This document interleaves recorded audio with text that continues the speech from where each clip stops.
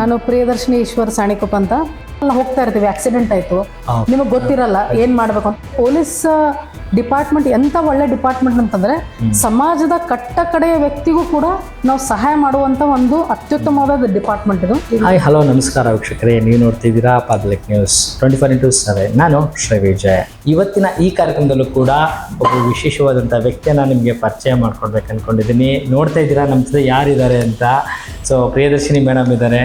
So ಇವರ ಒಂದು ಜರ್ನಿನ ನಾನು ನಿಮಗೆ ಹೇಳಬೇಕಂತ ಅಂದ್ಕೊಂಡಿದ್ದೀನಿ. ಅದ್ರ ಜೊತೆಗೆ ನಮ್ಮ ಸೊಸೈಟಿ ಬಗ್ಗೆ, ರೆಸ್ಪಾನ್ಸಿಬಿಲಿಟಿ ಬಗ್ಗೆ, ಮತ್ತು ನಮ್ಮ ಕರ್ನಾಟಕ ಪೊಲೀಸ್ ಏನು ಕಾಂಟ್ರಿಬ್ಯೂಷನ್ ಮಾಡ್ತಿದೆ ಇದ್ರ ಬಗ್ಗೆ ಸಾಕಷ್ಟು ವಿಚಾರಗಳನ್ನ ನಾನು ನಿಮಗೆ ಇವತ್ತು ತಿಳಿಸ್ಬೇಕು ಅಂತ ಅಂದ್ಕೊಂಡಿದ್ದೀನಿ. ಮೇಡಮ್ ನಮಸ್ತೆ, ಕಾರ್ಯಕ್ರಮಕ್ಕೆ ಸ್ವಾಗತ. Thank you ma'am. ಈಗ ನಿಮಗೆ ಸಾಕಷ್ಟು ಲೈಕ್ ಅವಾರ್ಡ್ಸ್ಗಳು ಬಂದಿದೆ, ನೇಮ್ ಫೇಮ್ ಬಂದಿದೆ. ಸೊ ಇದರಿಂದ ಸಾಕಷ್ಟು ಶ್ರಮ ಅನ್ನೋದಿದೆ ನಿಮ್ಮಲ್ಲಿ. ಸೊ ಇದಕ್ಕೂ ಮುಂಚೆ ನಾವು ಒಂದು ಪ್ರೋಗ್ರಾಮಲ್ಲಿ ಸಿಂಪಲ್ ಅಂದರೆ ನಮಗೆ ಸೊಸೈಟಿಗೆ ಒಂದು ಕಾಂಟ್ರಿಬ್ಯೂಷನ್ ತುಂಬ ಇದೆ. ಆದರೂ ಕರ್ನಾಟಕ ಪೊಲೀಸ್ ಅಂತಂದರೆ ಇಡೀ ಇಂಡಿಯಾದಲ್ಲೇ ಏನೋ ಒಂದು ಶೂರಿಂಗ್ ಆಗುತ್ತೆ, ಅವ್ರು ಏನೂ ಬಿಡಲ್ಲ ಅಂದರೆ ಊಟ ಮಾಡ್ತಾರೆ. ಇವತ್ತೇ ಒಂದು ಸರ್ವೆ ಬಂದಿದೆ, ಕರ್ನಾಟಕ ಪೊಲೀಸ್ ನಂಬರ್ 1 ಇದೆ ಅಂತ ಇಂಡಿಯಾದಲ್ಲಿ. ಯಾವುದೇ ಒಂದು ತ್ವರಿತವಾದಂತಹ ನ್ಯಾಯ ಕೊಡೋದಾಗಿರ್ಬೋದು, ತ್ವರಿತವಾಗಿ ಒಂದು ನಾವು ಹೇಳ್ತೀವಲ್ಲ justice system. So Karnataka police ಯಾಕೆ ಈ ಥರ ಆಗಿದೆ ಅಂತಂದರೆ ನಮ್ಮ ಹಿರಿಯ ಅಧಿಕಾರಿಗಳು, ಅವರ ಗೈಡೆನ್ಸು ಮತ್ತು ಅವರ ಒಂದು ನಡೆದು ಬಂದ ದಾರಿ ಅವೆಲ್ಲ ನಮಗೆ ಇನ್ಸ್ಪಿರೇಷನ್ ಆಗಿ ಈಗಿನ ಯುವ ಪೀಳಿಗೆಲ್ಲ ಒಂದು ಒಳ್ಳೆಯ ರೀತಿಯಲ್ಲಿ ಡಿಪಾರ್ಟ್ಮೆಂಟನ್ನು ಆಲ್ರೆಡಿ ಡಿಪಾರ್ಟ್ಮೆಂಟ್ ಒಳ್ಳೆಯ ರೀತಿಯಲ್ಲಿ ಇದೆ. ನಾವು ಅದ್ರ ಜೊತೆಗೆ ನಾವು ಹೋಗ್ತಾ ಇದ್ದೀವಿ. ಮ್ಯಾಮ್ ಅದಕ್ಕೂ ಮುಂಚೆ ಇವಾಗ ಒಂದು ಬೆಳಗಾಂ ಅಂತ ಒಂದು ಚಿಕ್ಕ ಹಳ್ಳಿನಲ್ಲಿ ನೀವು ಹುಟ್ತೀರಾ.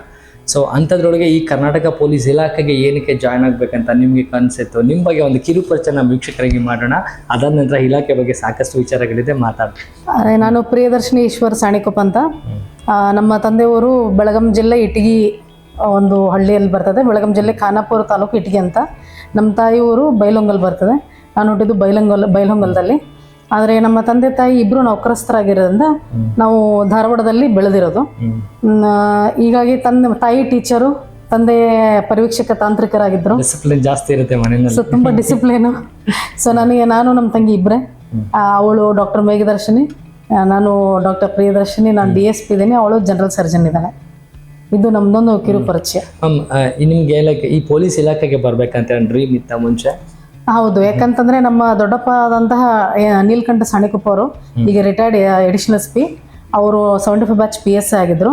ಅವಾಗ ಅವರು ತುಂಬ ಇಡೀ ನಮ್ಮ ಹುಬ್ಬಳ್ಳಿ, ಧಾರವಾಡ, ಗದಗ, ಹಾವೇರಿ ಈ ಭಾಗದಲ್ಲಿ ತುಂಬ ಹೆಸರುವಾಸಿ ಒಂದು ಪೊಲೀಸ್ ಆಫೀಸರು. ಸೊ ಅವ್ರನ್ನ ನೋಡಿದಾಗೆಲ್ಲ ನಮಗೆಲ್ಲ ಕಂಟು ಕಾಕ ಅಂತ ಹೇಳ್ತಿದ್ರು.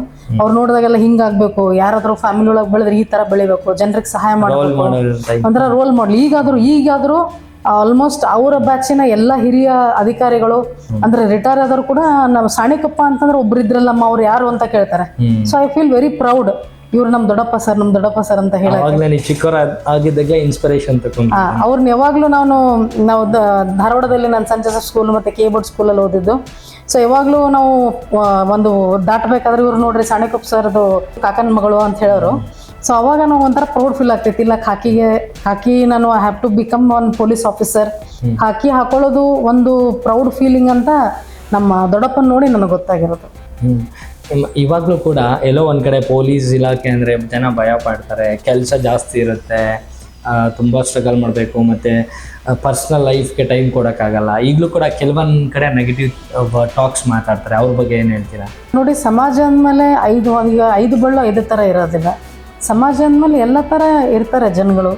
ಮತ್ತು ಈ ಪ್ರೊಫೆಷ್ನಲ್ ಚಾಯ್ಸ್ ಇದು ಯಾವಾಗಲೂ ನಮ್ಮ ಒಂದು ವೈಯಕ್ತಿಕವಾದಂಥದ್ದು ಇರಬೇಕು. ಮತ್ತು ನಾವು ಪೊಲೀಸ್ ಡಿಪಾರ್ಟ್ಮೆಂಟಿಗೆ ಬಂದೀವಿ ಅಂದಮೇಲೆ ಅಲ್ಲಿ ಕೆಲವೊಂದಿಷ್ಟು ಅಡ್ವಾಂಟೇಜಸ್ ಇದೆ. ಮತ್ತು ಪ್ರೊಫೆಷ್ನಲ್ ಏನು ನಮ್ಮ ಡಿಮಾಂಡ್ ಮಾಡ್ತದೆ, ನಾವು ಅದರ ವ್ಯತಿರಿಕ್ತವಾಗಿದ್ದರೆ ನಾವು ಡಿಪಾರ್ಟ್ಮೆಂಟಲ್ಲಿ ಇರೋಕ್ಕಾಗಲ್ಲ. ಅದರ ತಕ್ಕನಾಗಿದ್ದರೆ ಮಾತ್ರ ಡಿಪಾರ್ಟ್ಮೆಂಟಲ್ಲಿ ಇರಬೇಕು. ಹೌದು, ಕೆಲವೊಂದಿಷ್ಟು ಸಮಯದಲ್ಲಿ ನಮಗೆ ಹಬ್ಬ ಇದ್ದಾಗ ನಾವು ಬಂದೋಬಸ್ತಲ್ಲಿ ಇರ್ತೀವಿ. ಎಲ್ಲೋ ಅರ್ಜೆಂಟಾಗಿ ಪಿಕ್ಚರ್ ನೋಡೋಕೆ ಹೋಗ್ಬೇಕಂದಾಗ ಏನಾರು ಒಂದು ಇರ್ತದೆ. ಸೊ ನಾವು ಏನೋ ಪ್ಲ್ಯಾನ್ ಮಾಡೋಕ್ಕಾಗಲ್ಲ. ಬಟ್ ಎಸ್, ಇರುವಂಥ ಸಮಯದಲ್ಲಿ ನಮ್ಮ ಇದಕ್ಕೆ ನಾವು ಒಂದು ಒಳ್ಳೆ ಸಕ್ಸಸ್ಫುಲ್ ಪೊಲೀಸ್ ಆಫೀಸರ್ ಆಗಬೇಕಂದ್ರೆ ಮೂಲವಾಗಿ ನಮ್ಮ ಕುಟುಂಬದಲ್ಲಿ ನಮ್ಮನ್ನು ಅರ್ಥ ಮಾಡ್ಕೊಳ್ಳುವಂಥವ್ರು ಇರಬೇಕು.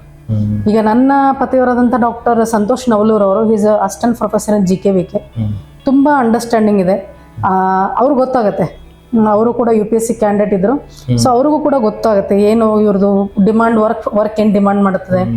ಎಷ್ಟೋ ಸಂದರ್ಭದಲ್ಲಿ ಫ್ರೀಯಾಗಿ ಸಿಗೋದಿಲ್ಲ, ಕೆಲವೊಂದು ಸಮಯದಲ್ಲಿ ಸಂಡೇನೂ ಕೂಡ ವರ್ಕ್ ಮಾಡುವಂಥದ್ದೇ ಇರ್ತದೆ, ಏನಾದರೂ ಒಂದು ಇರ್ತದೆ. ಸೊ ಹೀಗಾಗಿ ನಾವು ESMA ಆ್ಯಕ್ಟಲ್ಲಿ ಬರ್ತೀವಿ, ಎಸೆನ್ಷಿಯಲ್ ಸರ್ವಿಸ್ ಮ್ಯಾನೇಜ್ಮೆಂಟ್ ಆ್ಯಕ್ಟಲ್ಲಿ ಬರೋದ್ರಿಂದ ನಾವು ಈ ಪ್ರೊಫೆಷನನ್ನು ಪ್ಯಾಷನಾಗಿ ತೊಗೊಂಡ್ರೆ ಪ್ರತಿದಿನನೂ ಎಂಜಾಯ್ ಮಾಡ್ಕೊಂಡೆ ಕೆಲಸ ಮಾಡ್ಕೋದು. 365 days into how many years that doesn't matter, but passion ಇರಬೇಕು. ನಾನಿಲ್ಲಿ ಬಂದಿರೋದಕ್ಕೆ ಅಟ್ಲೀಸ್ಟ್ ನನ್ನಿಂದ ಸಮಾಜಕ್ಕೆ ಏನಾಗುತ್ತೋ ಬಿಡೋದು ಗೊತ್ತಿಲ್ಲ, ನನ್ನಿಂದ ಡಿಪಾರ್ಟ್ಮೆಂಟಿಗೆ ಏನು ಒಳ್ಳೇದು ಮಾಡ್ಬೋದು, ನನ್ನಿಂದ ನನ್ನ ಕೆಳಗಡೆ ಕೆಲಸ ಮಾಡುವಂಥ ಸಿಬ್ಬಂದಿಗಳಿಗೆ, ಅಧಿಕಾರಿಗಳಿಗೆ ಏನು ಒಳ್ಳೇದು ಮಾಡ್ಬೋದು. ಅದರಿಂದ ಆಟೋಮೆಟಿಕ್ಲಿ ಸಮಾಜಕ್ಕೆ ನಾವೇನಾದರೂ ಒಂದು ಸಂದೇಶ, ನಮ್ಮ ಕೆಲಸನೇ ನಮ್ಮ ಸಿಬ್ಬಂದಿಯವರಿಂದ ಅದು ಒಂದು ಮೆಸೇಜ್ ಆಗಿ ಹೋಗುತ್ತೆ. ಅದು ಇವಾಗ ನೀವೇ ರೋಲ್ ಮಾಡಲ್ ಆಗಿದ್ರೆ ಅವ್ರಿಗೆಲ್ಲ? ಹಂಗೇನಿಲ್ಲ, ರೋಲ್ ಮಾಡಲ್ ತುಂಬಾ ಹಿರಿಯ ಅಧಿಕಾರಿಗಳಿದ್ದಾರೆ. ಅವ್ರಿದ್ರು ಮೇಡಮ್, ಲೈಕ್ ನಿಮ್ ಸ್ಥಾನ ನೋಬಡಿ ಕ್ಯಾನ್ ರಿಪ್ಲೇಸ್ ಇಟ್. ಅಂದ್ರೆ ನಮ್ಮ ಸಬ್ ಡಿವಿಷನ್ಗೆ ನಾವು ನಮ್ಮ ಸಬ್ ಡಿವಿಷನ್ಗೆ ನಾವು ಒಂದ್ ರೀತಿ ಒಳ್ಳೆ ಒಂದು ಟೀಮ್ ತರ ಕಟ್ಕೊಂಡು ನಾವು ಕೆಲಸ ಮಾಡ್ತಾ ಇದ್ದೀವಿ. ಸೊ ಆ ತರ ಹೇಳ್ಬೋದು. ರೋಲ್ ಮಾಡಲ್ ಅನ್ನೋಕ್ಕೆ ನಾವು ಇನ್ನೂ ಏನೂ ಮಾಡಿಲ್ಲ. It is just a beginning of my career. ಇನ್ನು 7th ಇಯರ್ ಅಂದ್ರೆ 6th ಇಯರ್ ಮುಗಿದು 7th ಇಯರ್ಗೆ ಪಾದಾರ್ಪಣೆ ಇದೆ. ಇನ್ನೂ ಮಾಡೋದು ತುಂಬಾ ಇದೆ. How do you feel ma'am? I feel very passionate. ನನ್ನ ಜಾಬಿಗೆ I feel very much passionate. ಅಂದರೆ ನಾನು ಬಯಸಿ ಬಂದಿರುವಂಥದ್ದು ಇದು. ಯಾಕಂದರೆ ನಾನು 9th ಇರುವಾಗನೇ NCCಯನ್ನು ಮಾಡಿದೆ. NCC A B C 3 certificate A ಗ್ರೇಡಲ್ಲಿ ಮಾಡಿದೆ. ನ್ಯಾಷನಲ್ ರಾಕ್ ಕ್ಲೈಂಬಿಂಗ್ ಟ್ರೈನಿಂಗ್ ಕ್ಯಾಂಪ್ಗಳನ್ನು ಮಾಡಿದೆ. ಸೊ ಅಲ್ಲಿಂದ ನನಗೆ ಹಾಕಿದ್ದು ಒಂಥರ ನಮ್ಮ ದೊಡ್ಡಪ್ಪಂದು ಸ್ಟೋರೀಸ್ ಎಲ್ಲ ಕೇಳಿ ಅವ್ರು ಏನೇನು ಮಾಡ್ತಿದ್ರು. ಸೊ ಟೆರರಿಸ್ಟನ್ನು ಪತ್ತೆ ಮಾಡಿರೋದು, ಮತ್ತು ಏನೋ ಟ್ರಾಫಿಕ್ ಫೈನ್ಸನ್ನು ಬೇರೆ ಥರ, ಅಂದರೆ ಫೈನ್ ಹಾಕೋಕ್ಕಿಂತ ಹೆಚ್ಚು ಗುಲಾಬಿ ಹೂವನ್ನು ಕೊಡೋದು, ಆ ಥರ ಒಂಥರ something out of the box think ಮಾಡ್ತಿದ್ರು. ಸೊ ಅವೆಲ್ಲ ಕೇಳಿದಾಗ ಇನ್ಸ್ಪಿರೇಷನ್ ಆಗಿ ನಾವು ಏನಾದ್ರು ಒಂದು ಮಾಡ್ಬೋದಲ್ಲ, ಏನಾದ್ರು ಒಂದು ಹೊಸದು ಮಾಡ್ಬೋದು. ಅಂದರೆ ಪೊಲೀಸ್ ಡಿಪಾರ್ಟ್ಮೆಂಟ್ ಎಂಥ ಒಳ್ಳೆ ಡಿಪಾರ್ಟ್ಮೆಂಟ್ ಅಂತಂದರೆ ಸಮಾಜದ ಕಟ್ಟ ಕಡೆಯ ವ್ಯಕ್ತಿಗೂ ಕೂಡ ನಾವು ಸಹಾಯ ಮಾಡುವಂಥ ಒಂದು ಅತ್ಯುತ್ತಮವಾದ ಡಿಪಾರ್ಟ್ಮೆಂಟ್ ಇದು. ಸೊ ಹೀಗಾಗಿ I feel proud and I feel passionate and I feel energetic. ಹಾಕೊಂಡ್ರೆ ಸಾಕು ಎನರ್ಜಿ ಬಂದ್ಬಿಡ್ತದೆ. ನಾವು ನಿಮ್ಮ ಆ್ಯಕ್ಚುಲಿ ನನಗೆ ಭಯ ಆಗ್ತಿತ್ತು, ಇವಾಗ ನನಗೆ ಎನರ್ಜಿ ಬರ್ತಿದೆ ನಿಮ್ಮನ್ನು ನೋಡಿ. Thank you ma'am. ಇವಾಗ ಲೈಕ್ ನೀವು ಹೇಳಿದ್ರಿ ಲೈಕ್ 6 to 7 years ಜರ್ನಿ ಅಂತ. ಆ ಜರ್ನಿಯಲ್ಲಿ ಯಾವತ್ತಾದ್ರೂ ಒಂದು ದಿನ ಬೇಜಾರು ಆಗಿರೋದು ಉಂಟಾ? ನಾನು ಯಾಕೆ ಇದನ್ನು ಚೂಸ್ ಮಾಡಿದೆ ಅಂತ? ನನಗಂತೂ ಆಗಿಲ್ಲ. ಯಾಕಂತಂದರೆ ನಾನು 2011ನಲ್ಲೂ ಎಕ್ಸಾಮ್ ಬರೆದಾಗ 4th ರ್ಯಾಂಕ್ ಬಂದೆ. ಅಲ್ಲೂ ಕೂಡ DSP ಆದೆ. ಅದು ಕಾರಣಾಂತರವಾಗಿ ಕೋರ್ಟಿಗೆ ಹೋಯಿತು. ಮತ್ತೆ ಕೂತ್ಕೊಂಡು ಮತ್ತೆ ಓದಿದೆ. ಮತ್ತೆ 2014 ನೋಟಿಫಿಕೇಶನಲ್ಲೂ ಕೂಡ ಮತ್ತೆ DSP ಆಯಿತು. ಮತ್ತೆ ಇನ್ನು ನೆಕ್ಸ್ಟ್ ಕಾಲ್ಫರ್ ಆಗಿತ್ತು. ನಮ್ಮ ರಿಸಲ್ಟ್ ಬಂದಾಗ ನಮ್ಮ ಅಮ್ಮ ಅಂದ್ರೆ ಈ ಸಲ ಬರಿಬೇಡ, ಮತ್ತೆ ಇನ್ನೊಂದ್ಸಲ ನೀನು DSP ಆಗ್ತೀಯಾ, ಸುಮ್ಮನೆ ಹೋಗಿ ಜಾಯ್ನ್ ಆಗು ಅಂತಂದರು. ಸೊ 2014ನಲ್ಲಿ ಜಾಯ್ನ್ ಆದೆ ನಾನು. ಅಂದರೆ 2014 ಎಕ್ಸಾಮ್ 17ನಲ್ಲಿ ಜಾಯ್ನ್ ಆದ್ವಿ.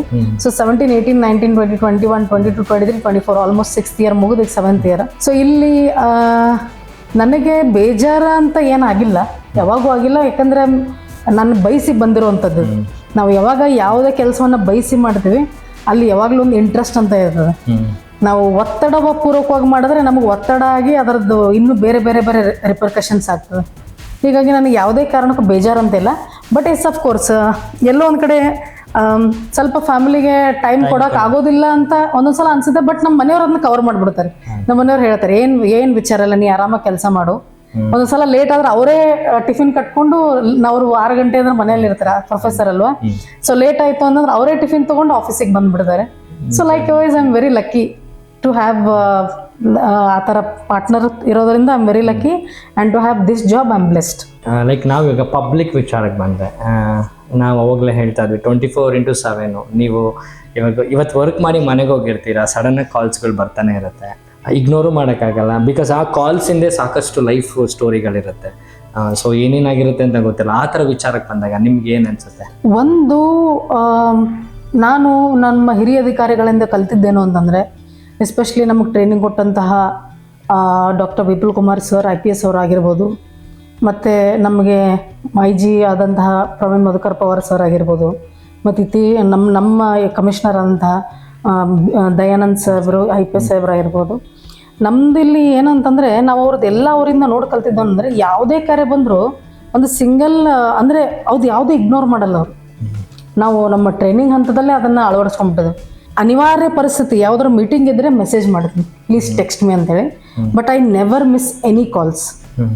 ಯಾಕಂದರೆ ನಮಗೆ ಕರೆ ಮಾಡೋರು ಯಾರು ಖುಷಿಯಿಂದ ಕರೆ ಮಾಡಲ್ಲ. ಹೌದು. ಏನಾದ್ರು ಸಮಸ್ಯೆ ಇರಬೇಕು, ಗಂಡ ಹೆಂಡತಿ ಸಮಸ್ಯೆ ಇರ್ತದೆ, ಏನಾದ್ರು ಜಗಳ ಇರ್ತದೆ, ಅಥವಾ ಏನಾದ್ರು ಯಾರೋ ಕುಡ್ಕೊಂಡ್ ಬಂದಿರ್ತಾರೆ, ಅಥವಾ ಏನೋ ಅವ್ರಿಗೆ ಡಿಸ್ಟ್ರೆಸ್ ಆದಾಗೆ ಪೊಲೀಸಿಗೆ ಬರೋದು.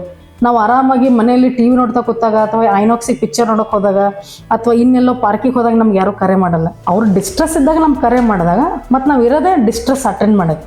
ನಾವು ರಕ್ಷಣೆ ಕೊಡೋಕ್ಕೆ ನಾವು ಇರಬೇಕಾದ್ರೆ ನಾವು ನಮ್ಮದು ಎಷ್ಟೇ ಕಾಲ್ ಬಂದರೂ ಕೂಡ ನಾನು ಬೇಜಾರು ಮಾಡ್ಕೊಳ್ಳಲ್ಲ. ನಾನು ಎಲ್ಲ ಕಾಲ್ಗಳನ್ನು ಅಟೆಂಡ್ ಮಾಡ್ತೇನೆ. ನೀವು ಹೇಳಿದ್ರಿ ನನ್ನ ಡ್ರೀಮ್ ಬಂದುಬಿಟ್ಟು ಪೊಲೀಸ್ ಇಲಾಖೆನಲ್ಲಿ ಇತ್ತು ಅಂತ. ಬಟ್ ನೀವು ಕೂಡ ಲೈಫಲ್ಲೂ ಕೂಡ ಇಮ್ಯಾಜಿನ್ ಮಾಡ್ಕೊಳಕ್ಕಾಗಿರಲ್ಲ ಆ ಥರ ಕೇಸಸನ್ನು ಹ್ಯಾಂಡಲ್ ಮಾಡಿರ್ತೀರಾ ನಿಮ್ಮ ಲೈಫ್ ಜರ್ನಿನಲ್ಲಿ. ಅದು ನಿಮಗೆ ತುಂಬ ನೆನಪಾಗಂಥ ಕೇಸ್ಗಳು, ಯಾವುದಾದ್ರು ಒಂದು ಇಂಟ್ರೆಸ್ಟಿಂಗ್ ಸ್ಟೋರಿ ನಮ್ಮ ವೀಕ್ಷಕರಿಗೆ. ಯಾಕೆ ಅಂದರೆ ಮ್ಯಾಮ್, ಲೈಕ್ ಈಗಿನ ಕಾಲದಲ್ಲಿ ಬಿಲೋ 18s ಇರ್ತಾರೆ, ಅವ್ರು ಏನು ಮಾಡಬೇಕು ಏನು ಮಾಡಬಾರ್ದು ಅಂತ ಗೊತ್ತಿರಲ್ಲ.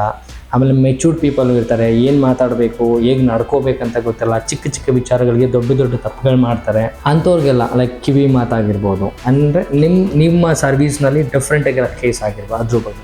ಅದೇ ನಮ್ಮ ಸರ್ವಿಸಲ್ಲಿ ನಾನು ನೋಡಿದ್ದು ಒಂದು ವೆರಿ ಅಂದರೆ ಟ್ರಾಜಿಕ್. ಇದು ಚಾಮರಾಜನಗರದಲ್ಲಿ ಒಂದು 4 ಜನ ತೀರಿ ಹೋಗ್ತಾರೆ, ತಂದೆ ತಾಯಿ ಮತ್ತಿಬ್ಬರು ಮಕ್ಕಳು.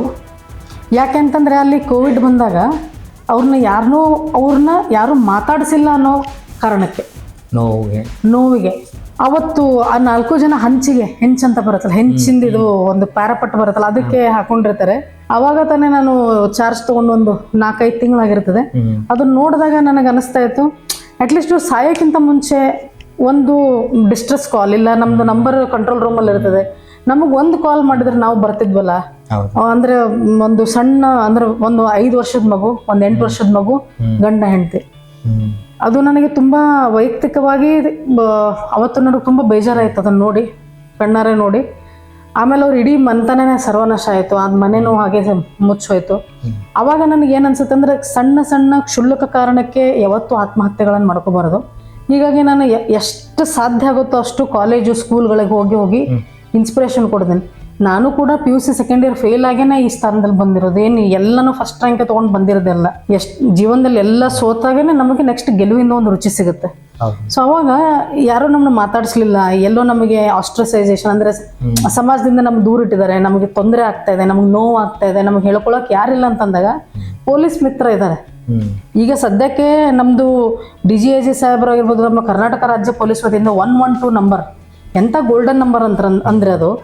ಎಂಥ ಡಿಸ್ಟ್ರೆಸ್ ಅಲ್ಲಿ 112ಕ್ಕೆ ನೀವು ಕರೆ ಮಾಡಿದ್ರೆ ಬ್ಯಾಂಗ್ಳೂರು ಸಿಟಿಯಲ್ಲಿ ನಿಮಗೆ 6ರಿಂದ 7 ನಿಮಿಷದಲ್ಲಿ ನಿಮಗೊಂದು ಪೊಲೀಸು, ಒಬ್ಬ ಅಧಿಕಾರಿ, ಒಬ್ಬ ಡ್ರೈವರು ವಿತ್ ಬಾಡಿ ಕ್ಯಾಮ್ರಾ ಬಂದ ತಕ್ಷಣ ರೆಕಾರ್ಡಿಂಗ್ ಮಾಡಿ ಅದು ಏನಾಗುತ್ತೆ ಅದು ಪ್ರತಿಯೊಂದು ಕಂಟ್ರೋಲ್ ರೂಮಿಗೆ ಲಾಗ್ ಆಗಿ ಅದಕ್ಕೊಂದು ಪರಿಹಾರ ಸ್ಪಾಟಲ್ಲಿ ಕೊಡೋದು ಸ್ಪಾಟಲ್ಲಿ, ಇಲ್ಲ ಸ್ಟೇಷನ್ಗೆ ಕರ್ಕೊಂಬರ್ತಾರೆ. ಅಂದರೆ ಕೇಳುವ ಕಿವಿಗಳಿದಾವೆ ಡಿಪಾರ್ಟ್ಮೆಂಟಲ್ಲಿ, ನೀವು ಹೇಳಲಿಕ್ಕೆ ಭಯ ಪಡಬೇಡಿ. ಯಾಕಂದ್ರೆ ನಾವೀಗ ಪೀಪಲ್ ಫ್ರೆಂಡ್ಲಿ ಪೊಲೀಸಿಂಗ್ ಆಸ್ಪೆಕ್ಟ್ ನಾವು ಪ್ರಾಕ್ಟೀಸ್ ಮಾಡ್ತಾ ಇದ್ದೇವೆ.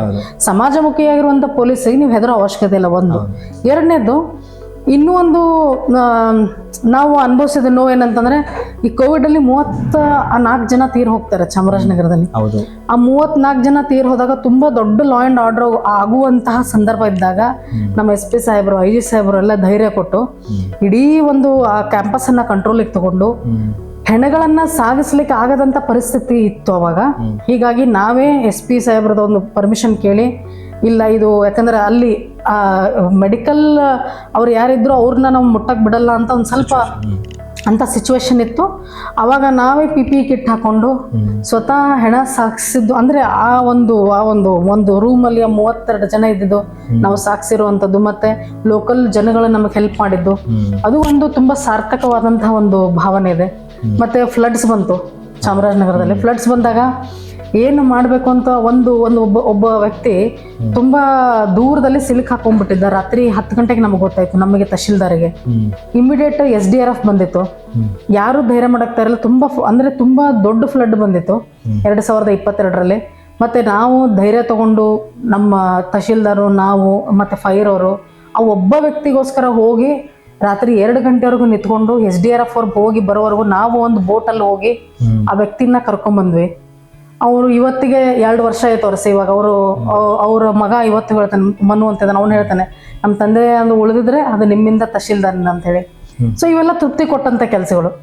ಕೇಸ್ಗಳು ಸುಮಾರು ಮಾಡಿದ್ವಿ, ಬಟ್ ಕೇಸ್ಗಳನ್ನು ನಾವು ಡಿಸ್ಕಸ್ ಮಾಡೋಕ್ಕಾಗೋದಿಲ್ಲ. ಬಟ್ ತೃಪ್ತಿ ಕೊಟ್ಟಂಥ ಕೆಲಸಗಳನ್ನು ನಾನು ಹೇಳ್ಬೋದು. ಮತ್ತಷ್ಟು ಸುದ್ದಿಗಳಿಗಾಗಿ ನೋಡ್ತಾ ಇರಿ ಪಬ್ಲಿಕ್ ನ್ಯೂಸ್ 24x7. ಇದು ಸತ್ಯದ ಧ್ವನಿ.